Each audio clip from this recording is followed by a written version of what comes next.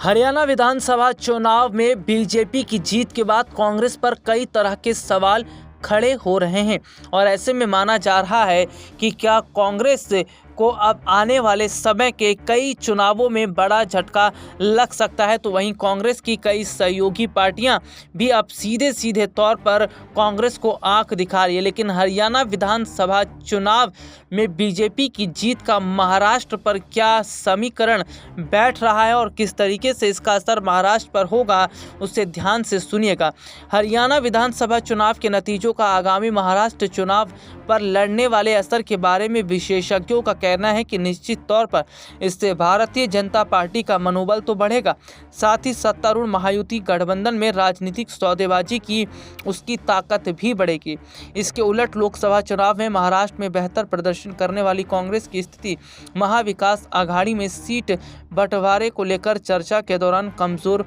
हो सकती है। हरियाणा में बीजेपी ने सत्ता की हैट्रिक लगाई है, जबकि जम्मू कश्मीर में नेशनल कॉन्फ्रेंस कांग्रेस गठबंधन ने सरकार बनाने के लिए जादुई आंकड़े को हासिल कर लिया। मतदाताओं ने दोनों स्थानों पर विजेताओं को निर्णायक बढ़त दी, जिससे कई लोगों को आश्चर्य हुआ। राजनीतिक विश्लेषक अभय देशपांडे ने कहा कि सीट बंटवारे पर शुरुआती बातचीत के दौरान लोकसभा चुनावों में खराब प्रदर्शन के लिए बीजेपी की आलोचना की गई थी, लेकिन हरियाणा चुनाव के नतीजे सामने आने के बाद माना जा रहा है कि महाराष्ट्र में बड़ा फायदा बीजेपी को मिल सकता है। तो वहीं दूसरी तरफ ये भी देखा जा रहा है कि महाराष्ट्र चुनाव से पहले